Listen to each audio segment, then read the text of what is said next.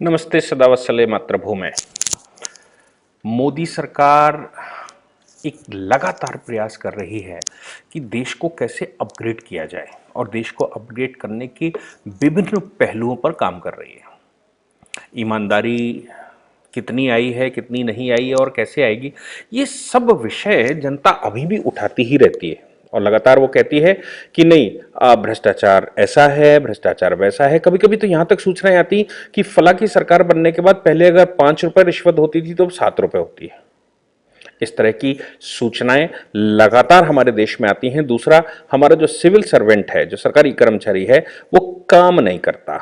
ऐसी बहुत सारी कंप्लेंट्स और ऐसी एक जन भावना है और उस जन भावना का परिणाम यह भी होता है कि हर व्यक्ति अपने बच्चे को सरकारी कर्मचारी बनाना चाहता है। क्यों? क्योंकि वो जानता है कि वहां काम नहीं होता।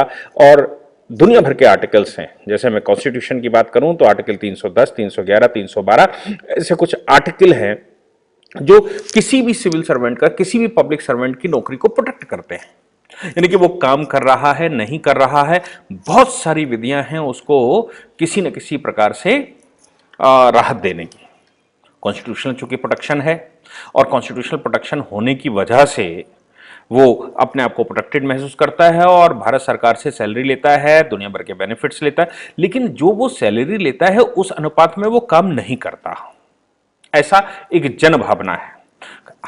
सैकड़ों कर्मचारियों में से कोई एक कर्मचारी होता है तो लोग उसकी तारीफों के पुल बांधे रहते हैं, जबकि वो अगर प्राइवेट सेक्टर से उसका कंपेयर किया जाए तो प्राइवेट सेक्टर में उससे कम सैलरी में ज्यादा काम करने वाले लोग होते हैं, उनकी रिस्पॉन्सिबिलिटी ज्यादा होती है, वो अकाउंटेबिलिटी ज्यादा होती है। हमारे यहां देश में अकाउंटेबिलिटी पर लगातार प्रश्न खड़े करते आए हैं लोग, और मोदी सरकार के ऊपर भी ये दबाव है कि आपकी जो सिविल सर्वेंट हैं वो अकाउंटेबल नहीं है। अब इन सिविल सर्वेंट्स को अकाउंटेबल, भ्रष्टाचार को और जो बीच में ये जो बिटवीन द लाइंस है, इसको जानने वाले या इसको गैप को पूर्ण करने के लिए बहुत सारे प्रयास करने की आवश्यकता रहती है। लेकिन लोग सोच नहीं पा रहे थे कि कैसे इसको सुधारा जाए, इस भ्रष्टाचार को कैसे बंद किया जाए, कैसे, किस प्रकार, क्या क्या योजनाएं इस पर लागू की जाएं।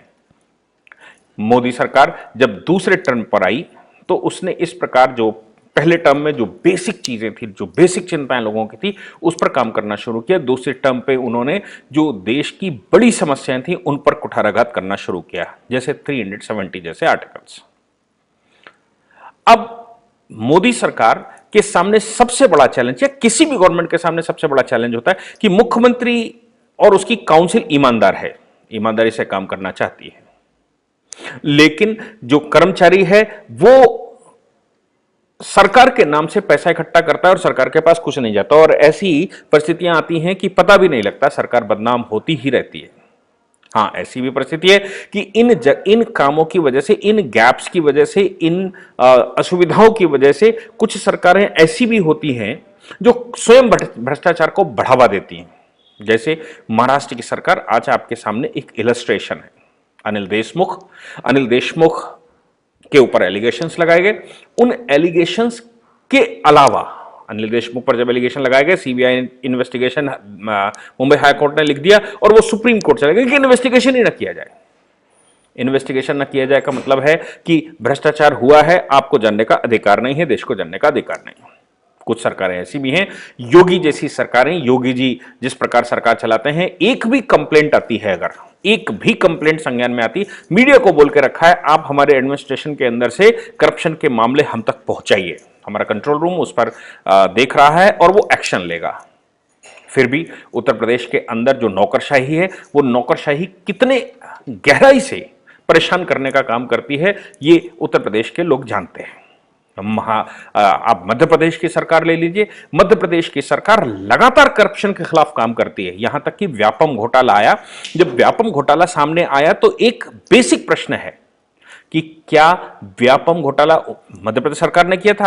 आप सोच सकते हैं कि मध्य प्रदेश सरकार स्वयं उस समय सीबीआई इन्वेस्टिगेशन करने के लिए उसने केंद्र सरकार को लिखा कि व्यापम घोटाले में सीबीआई इन्वेस्टिगेशन बिठाई जाए। जब केंद्र सरकार ने कहा कि आप स्वयं सक्षम हैं और हमारी सेंट्रल एजेंसी की आवश्यकता नहीं है, तो मध्य प्रदेश की शिवराज सिंह जी की सरकार ने सुप्रीम कोर्ट में पिटीशन लगाई और सुप्रीम कोर्ट से सीबीआई इन्वेस्टिगेशन के ऑर्डर करवाए। यानी कि सरकार स्वयं चाहती है कि सीबीआई इन्वेस्टिगेशन हो। क्यों? क्योंकि अगर लोकल इन्वेस्टिगेशन हुआ तो संभव है कि लोकल के कर्मचारियों की भर्ती का घोटाला है, उसमें लोकल पुलिस इन्वॉल्व हो जाए। हो सकता है लोकल पुलिस की भर्ती में भी ये सब कुछ हो और वो मामला खुलकर ना आ पाए। इसलिए सेंट्रल एजेंसी की आवश्यकता है। एक तरफ महाराष्ट्र सरकार जो कहती है सेंट्रल एजेंसी की कोई बात नहीं है, भ्रष्टाचार के कितने भी आरोप लगे हों हम सब निपट लेंगे। एक तरफ मध्य प्रदेश की सरकार है जो सेंट्रल कह रहा है कि नहीं, इन्वेस्टिगेशन की, सीबीआई इन्वेस्टिगेशन की जरूरत नहीं, फिर भी वो सुप्रीम कोर्ट जाते हैं और सीबीआई इन्वेस्टिगेशन लिखवा कर लाते हैं। एक तरफ उत्तर प्रदेश की सरकार है, मामला जैसे ही कोई आता है, चाहे वो हाथरस का केस आए या कोई आए, तुरंत वो लिखती है, अगर उसको लगता है कि स्टेट एजेंसी इसमें इन्वॉल्व हो सकती है तो सीबीआई के लिए लिख देती है। आप देखिए कि ये बेसिक डिफरेंस है, यानी कि सरकारों के काम में अलग अलग फर्क रहता है। इसीलिए मैं कह रहा हूं कि उत्तर प्रदेश, मध्य प्रदेश या बीजेपी शासित जो प्रदेश हैं, उन प्रदेशों में सरकारें तो भरपूर कोशिश कर रही हैं कि किसी तरह से ये भ्रष्टाचार रुक जाए, और उनके पास कोई मामला आता है, संज्ञान में लेते हैं और उस पर एक्शन भी तुरंत लेते हैं। लेकिन कैसे मामले आएंगे जब इंसान स्वयं धन देकर जल्दी करना चाहता है, धन देकर अपना काम करवाना चाहता है और अधिकारी धन ले रहा है? सरकार कैसे इसमें आए? सरकार कैसे इसको रोके? ऐसा कौन सा उपाय है जिससे सरकार रोके? पुलिस प्रशासन के पास ऐसे मामले आते हैं, पुलिस प्रशासन से व्यक्ति काम करवा कर लाता है, पैसे देकर आता है और बाद में कहता है कि सरकार इतनी भ्रष्ट है कि पहले मैं 5 रुपए में यह भ्रष्टाचार कर लेता था, अब उसी भ्रष्टाचार करने के लिए मुझे 7 रुपए और 10 रुपए देने पड़ते हैं। यानी कि सरकार को मालूम है कि भ्रष्टाचार हो रहा है, यह पता ही नहीं लगता। इसके लिए नरेंद्र मोदी जी की सरकार ने, केंद्र की सरकार ने यह पहला बड़ा इनिशिएटिव लिया है और मुझे लगता है इस इनिशिएटिव की बड़ी आवश्यकता हमारे देश को थी। इस इनिशिएटिव की आवश्यकता इसलिए थी क्योंकि ऊपर की सरकार तो अच्छा करना चाहती है, जनता भी अच्छा करना चाहती है, लेकिन जो बीच में दोनों को सेतु की तरह जोड़ते हैं, पब्लिक एडमिनिस्ट्रेशन जिसको जोड़ते हैं, सिविल सर्वेंट जिसको जोड़ते हैं, या जो सरकारी मशीनरी है जिसको जोड़ती है, वो सरकारी मशीनरी कहीं से भी सहयोग करने को तैयार नहीं है, या अगर वो सहयोग दबाव में करते भी हैं तो ऊपर की लेयर में हो जाता है, लेकिन नीचे तक भ्रष्टाचार कैसे रुके, नीचे तक कैसे एफिशिएंसी बढ़े, नीचे तक कैसे उनके अंदर से कैपेसिटी बिल्डिंग हो, ये बड़ी समस्याएं होती हैं। इसलिए नरेंद्र मोदी जी की सरकार ने एक निर्णय लिया। निर्णय है मिशन कर्मयोगी। आपको याद होगा कि प्रकाश जी जावड़ेकर ने पिछले वर्ष यह घोषणा की थी कि हम मिशन कर्मयोगी शुरू करेंगे।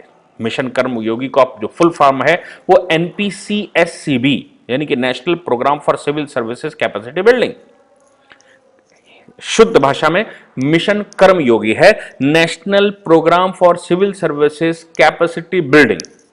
इसको आज अभी 2 दिन पहले केंद्र की सरकार ने इसको एस्टेब्लिश किया है। पिछले साल अनाउंसमेंट हुआ था, उस पर बेसिक वर्क चल रहा था, अब केंद्र सरकार ने उसको चालू कर दिया है।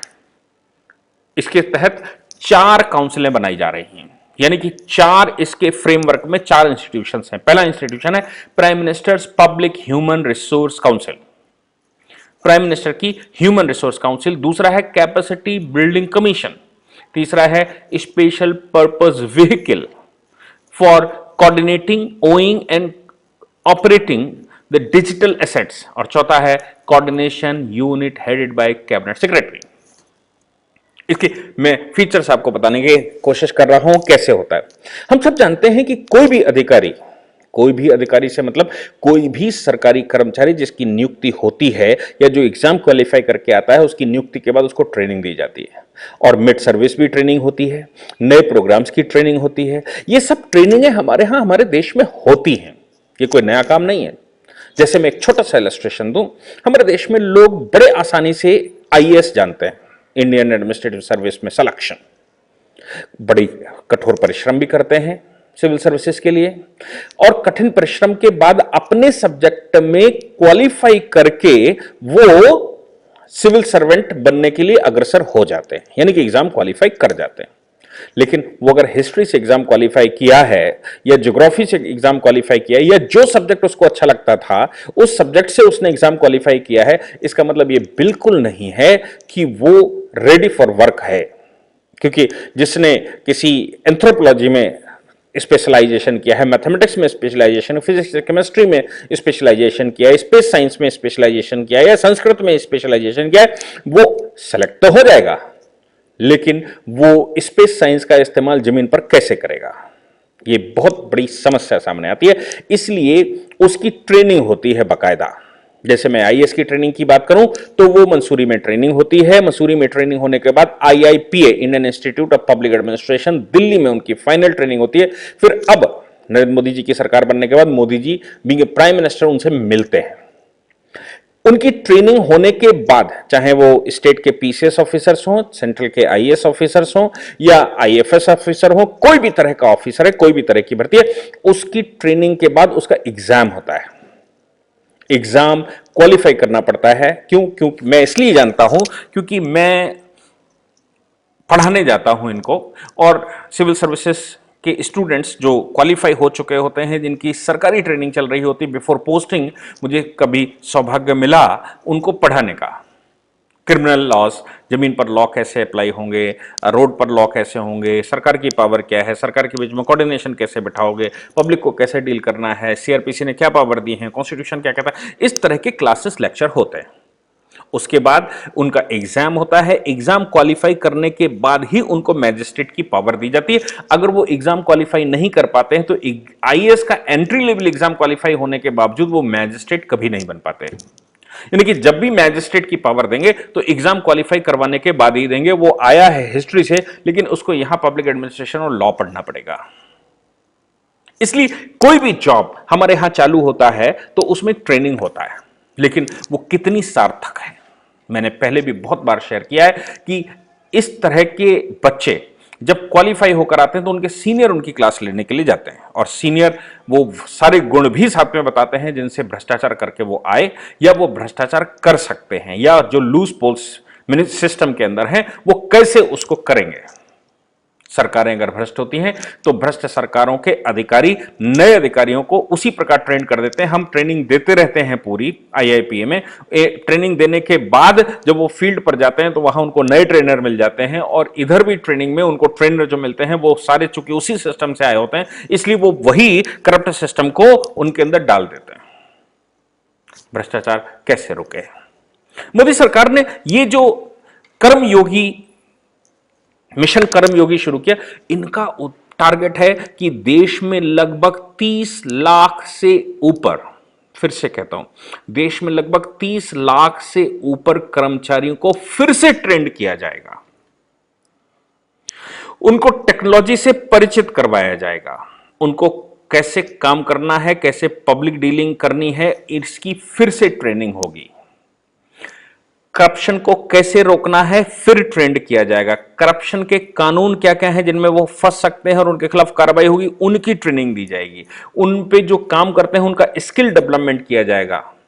उनको आज की आधुनिक टेक्नोलॉजी के साथ कैसे काम करना है और टेक्नोलॉजी को कैसे उपयोग करना है, इसकी ट्रेनिंग दी जाएगी। और टेक्नोलॉजी हम सब जान रहे हैं कि भारतवर्ष में अब टेक्नोलॉजी का समय मोदी जी के आने के बाद है। हालांकि पहले भी टेक्नोलॉजी इस्तेमाल होती रही है, लेकिन टेक्नोलॉजी का सदुपयोग और सही उपयोग कैसे हो ये मोदी जी से अच्छा कोई नहीं जानता।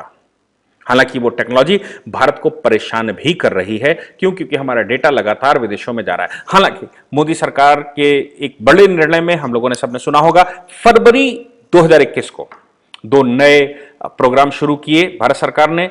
एक का नाम संवाद रखा और दूसरे का नाम संदेश रखा, यानी कि मेल और चैटिंग। एक से संदेश जो हम मेल करते हैं वो मेल सरकारी कर्मचारी सरकारी सर्वर पर सरकार के सिस्टम के अंदर सरकार की लाइन के अंदर वो अपने संदेश एक दूसरे को दे सकते हैं। दूसरा संवाद, यानी कि व्हाट्सएप का दूसरा क्लोन बनाया गया है। जैसा व्हाट्सएप काम करता है वैसे ही क्लोन है, अधिकारी आपस में उस पर बात कर सकते हैं। ये डेटा विदेश में नहीं जाएगा, ये व्हाट्सएप के पास नहीं जाने वाला, ये मेल के पास नहीं जाने वाला, ये किसी विदेशी कंपनी के पास नहीं जाने वाला। कारण क्या है कि हम जब टेक्नोलॉजी शेयर करते हैं, हम जब कोई डेटा शेयर करते हैं तो डेटा शेयरिंग करते समय हम कभी जीमेल का इस्तेमाल करें तो वो पहले अमेरिका जाता है फिर यहां आता है। तो क्यों ना संदेश का इस्तेमाल करें, और संदेश का इस्तेमाल जब आप करेंगे तो वो सरकारी सर्वर पर ही रहने वाला है, कोई विदेशी कंपनी के पास नहीं जाने वाला। जब हम संवाद की बात करें, चैट करें दो अधिकारी, आपस में बात करें दो अधिकारी, तो वो संवाद के माध्यम से जाने वाला है और वो भी सरकारी सर्वर पर रहने वाला है। बस अभी वो केवल सरकारी कर्मचारी के लिए लागू किया गया है, इसलिए इन दोनों में लॉगिन करने के लिए gov.in का मेल एड्रेस चाहिए, यानी कि जिसके मेल एड्रेस में .gov.in है वही इनका इस्तेमाल कर सकता है। तो इसके लिए सरकार लगातार काम कर रही है। अब सीसीटीवी कैमरे लगाना, स्कैनर लगाना, ऑफिस को पूरा हाईटेक बनाना। किसी भी अधिकारी का, आपको पहले ही पता होगा, किसी भी अधिकारी का प्राइवेट होटल में मीटिंग बैन कर दिया था सरकार ने। आपके फोन्स, जो आप सरकारी फोन का इस्तेमाल करेंगे, वो सरकारी फोन्स की डिटेल, उसका डेटा सरकार के पास जाए। आपके नौकरी के दौरान जो भी फोन इस्तेमाल करते हैं वो उसका डेटा सब सरकार के पास रहे।